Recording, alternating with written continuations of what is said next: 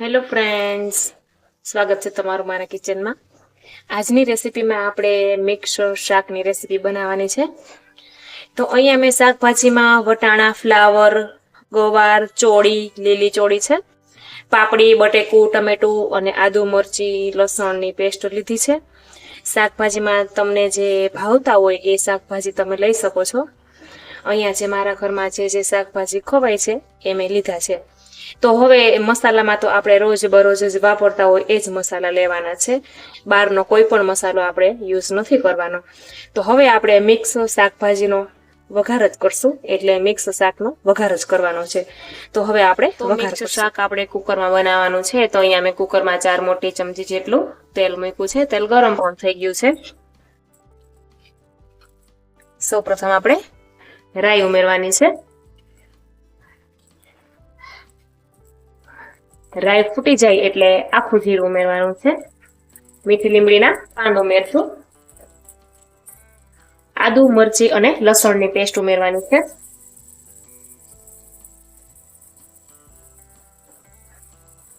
ત્યાર પછી બટાકા ઉમેરી દેવાના.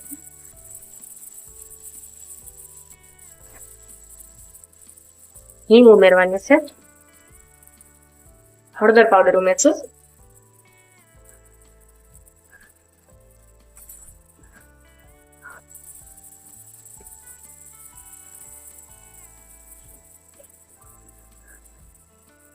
હવે વટાણા ઉમેરી દેવાના છે. ત્યાર પછી ગુવાર ઉમેરી દેવાનું.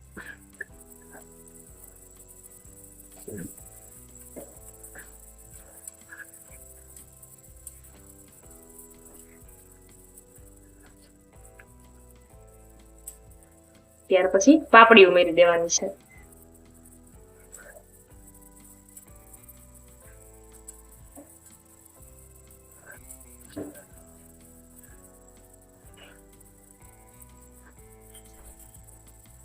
લીલી ચોળીના દાણા ઉમેરી દેશું.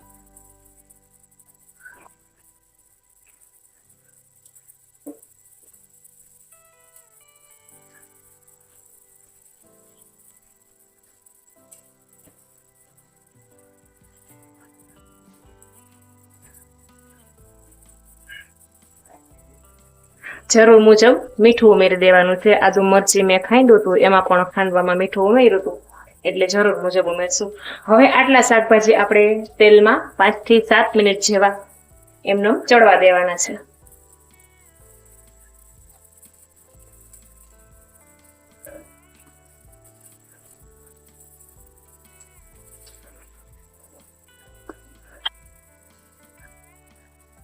તો 5 થી 7 મિનિટ જેવું થઈ ગયું છે. આ જે શાકભાજી છે એ અધકચરા એટલે 50% જેટલા ચડી ગયા છે. હવે આપણે એમાં ફ્લાવર ઉમેરી દેવાનું છે. રીંગણના ટુકડા ઉમેરી દેશું. ત્યાર પછી ટમેટાના ટુકડા ઉમેરી દેવાના છે.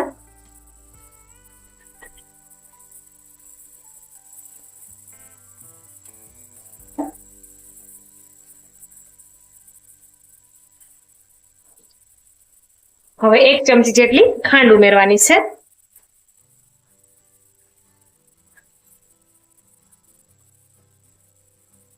એક ચમચી જેટલો કાશ્મીરી લાલ મરચું ઉમેરશું.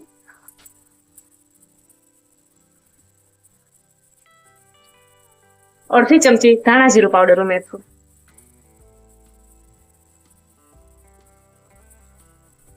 એક ચમચી જેટલો કિચન કિંગ મસાલો ઉમેરવાનો છે. અહીંયા મેં એવરેસ્ટનો લીધો છે, તમે કોઈ પણ કંપનીનો લઈ શકો છો. બરાબર મિક્સ કરવાનું છે.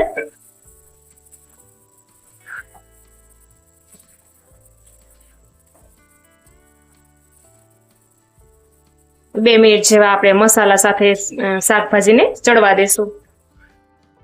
તો અહીંયા બધા શાકભાજી છે એ 50% જેટલા ચડી ગયા છે.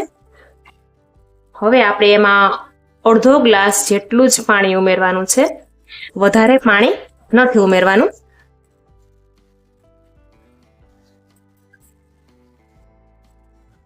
હવે કુકરનું ઢાંકણ બંધ કરીને ફક્ત 2 જ સીટી થવા દેવાની છે.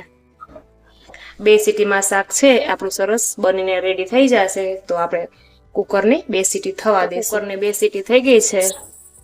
કુકર ઠંડુ પણ થઈ ગયું છે, જોઈ લઈએ.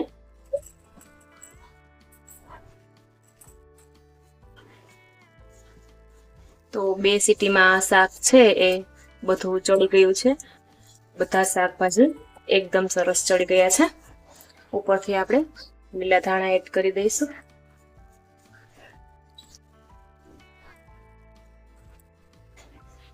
તો મિક્સ શાકની રેસીપી પસંદ આવે તો વિડીયોને લાઈક કરજો, શેર કરજો અને મારી ચેનલને સબસ્ક્રાઈબ કરજો. Thank you.